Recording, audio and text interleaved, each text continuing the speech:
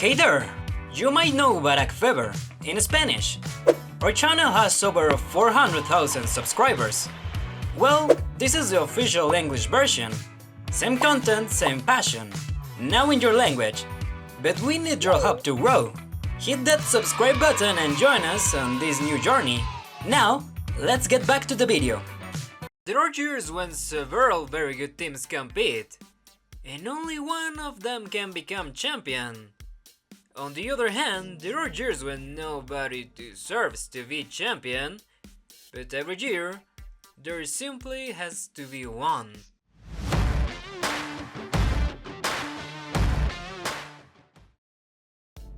With the 82 points they earned last season, Antonio Conte's Napoli, led also by Scott McTominay, will have been a perfectly respectable and fully meritorious runner-up or even third place in any other Serie A season.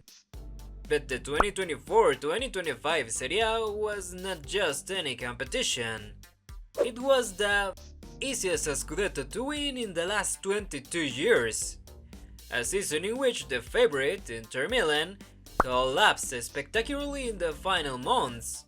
A league in which Juventus played a total of 16 matches. Milan was a complete disaster. Roma under Claudio Ranieri had a historic second half of the season, but their slow start ruined any chance of fighting for the title, and Atalanta simply wasn't ready to make the leap. Among so many teams with runner-up energy, Napoli emerged with a solid defense and just 59 goals, which they squeezed every last drop out of it, to take, against all odds, their fourth and most unpredictable Scudetto with no more than 82 little points. The most legendary champion in modern football history is also one of the least powerful, especially as much as we may fall in love with Leicester City's fertile run in the 2015-2016 season. The numbers are cold and indifferent. 81 points. That is the fewest for any Premier League champion in the last 15 years. In other words, as spectacular and epic as that season was, with those exact numbers, 23 wins, 12 draws and 3 losses, Claudio Ranieri would not have won the Premier League in any other season of the last 2 decades. Want me to go further? The 68 majestic goals scored by Jamie Vardy and Riyad Mahrez and company that season were very few. So few that only once in Premier League history did a champion score fewer goals. The 1993 Manchester United, who scored 67. Yet in 2016 that was more than enough to win the Premier League because of Jose Mourinho's Chelsea fell apart in 1,000 pieces. Because that happened to be Manchester City's last season without Pep Guardiola in charge. Because Jurgen Klopp arrived to rescue a sunken Liverpool that same year, but halfway through the season, when it was already too late. And because Tottenham Hotspur and Arsenal failed to take advantage of the stars aligning perfectly for them that season. Simply because they're Arsenal and Tottenham. Even Leicester City with just 81 points got to be champions before they did. That 2009-2010 season, Manchester United earned 85 points and finished runner-up behind Chelsea. 2 years later, in 2011-2012, United once again finished runner-up despite earning 89 points, which still weren't enough. Paradoxically, in the season in between, United played much worse. They earned just 80 miserable points, and yet that season was enough to win the 2010-2011 Premier League. That was a very weak competition in every sense. No player was able to score more than 20 goals in that lifeless season, which, interestingly, was the best one in the career of Javier Chicharito Hernandez. 13 goals in 1,488 minutes. The Red Devils performed so far below their usual standard that they didn't win their first away match until October 24th at Stoke City, and their second away victory didn't come until January 1st at West Bromwich. To put those 80 champion points into perspective, 7 years later under Jose Mourinho, they earned 81 and did not become champions. Actually, finished 20 points behind the champions. Ever since Qatar bought Paris Saint-Germain, the Parisian club has dominated Ligue 1, winning 11 league titles and losing only 3. The first loss came in 2012, the very first season under Qatari ownership, when PSG finished second with 79 points. The second came in 2017, when PSG earned 87 points, 8 fewer than Monaco. The third humiliation came in 2021, when PSG finished with 82 points, not enough to win the league. Ironically, Paris Saint-Germain in the 2023-2024 season was much worse than in any of those previous failures. In Kylian Mbappe's final season, the team managed by Luis Enrique collected just 76 miserable points. However, in 2024, no rival took advantage of PSG repeated slip-ups. Faced with a pathetic level of competition, PSG still won the league with a 9-point gap, adding yet another title, the most mediocre one they have ever won.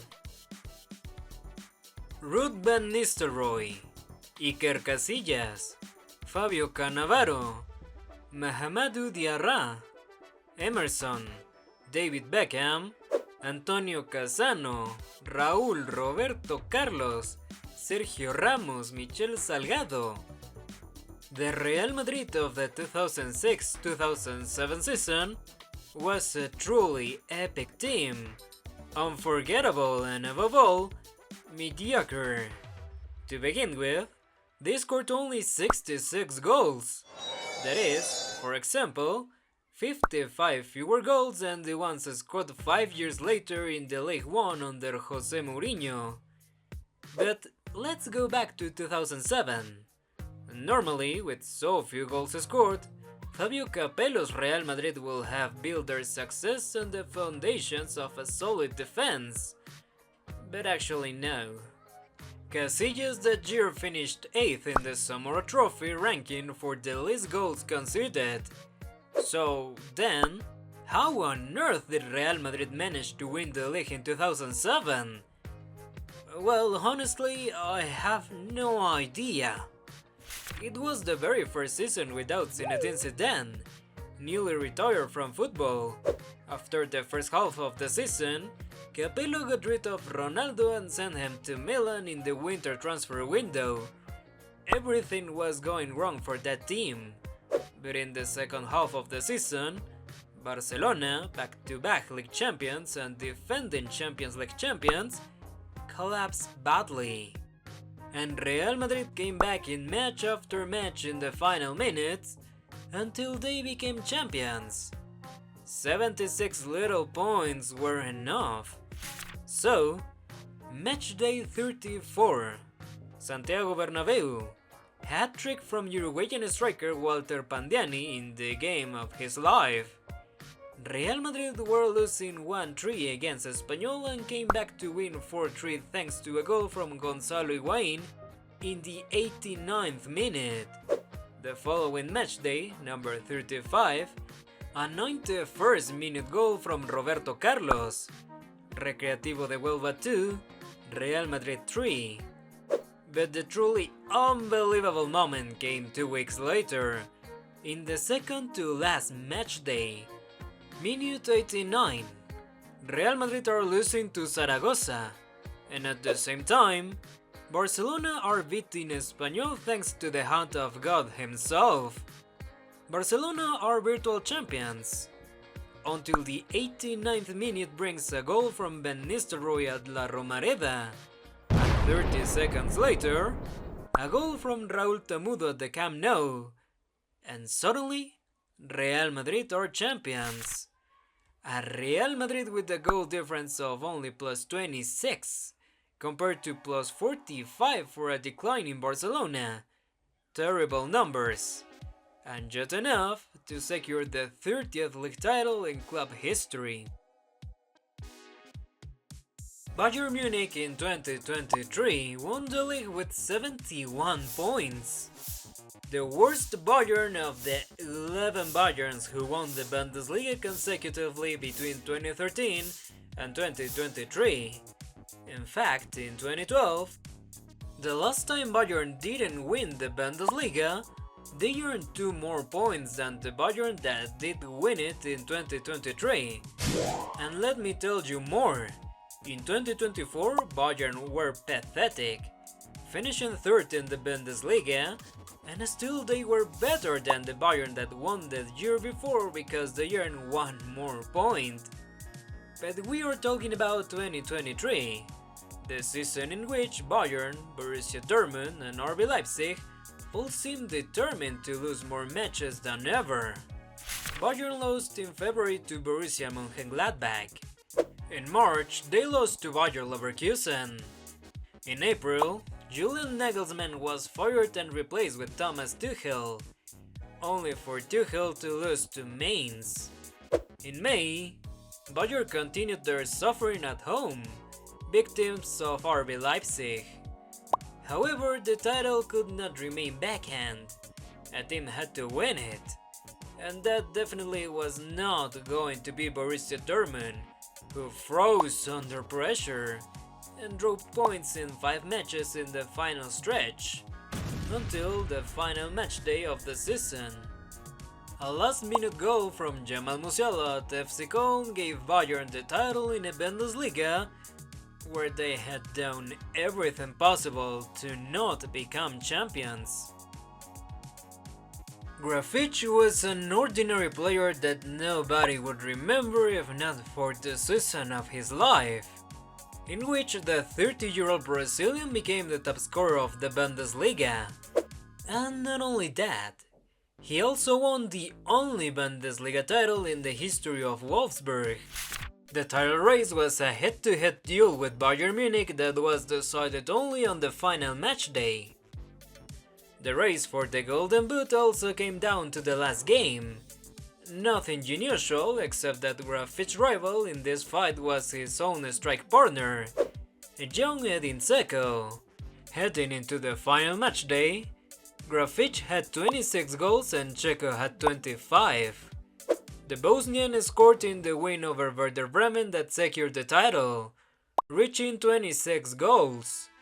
Grafich scored 2 goals in that same match, finishing with 28. Between the two of them, they scored 54 goals for Wolfsburg that same season. The rest of their teammates combined scored only 25 goals. Never in football history had the success of a champion depended so heavily on one single duo as that Wolfsburg that won the 2009 Bundesliga with just 69 points. San Lorenzo de Almagro, the smallest of the 5 big clubs in Argentine football, won their last league title in the 2013 Torneo Inicial, and they did it with a miserable 33 points after winning only 9 out of 19 matches, with 8 goals from Ignacio Piatti, 6 from Martín Cauteruccio, and 4 from Ángel Correa when he was an unknown 18-year-old kid. The team coached by Juan Antonio Pizzi was so inconsistent that they never managed to win even 3 matches in a row. But in the end, they were simply the least bad among all contenders, with 3 runners-up just 2 points behind them. There are things that can only happen in Mexico, like a team winning 7 matches, losing 8 and still becoming champions with a negative goal difference. That happened with Pumas in the Apertura 2004 tournament. But in this video we're only been talking about the worst champions of the last 15 years. And that is where another team comes in. One that earned as few points as those Pumas coached by Hugo Sanchez. We're talking about León, captained by Rafa Márquez in the Clausura 2014, finishing in 8th place in the regular season with 23 measly points, and in the final phase tying both legs on their quarterfinals against Cruz Azul. In the semifinals against Toluca, they won both matches 1-0, nothing more. And in the final, they lost the first leg and won the second leg against Pachuca, a club owned by the same ownership group. Never in history had so much mediocrity been enough to win a championship.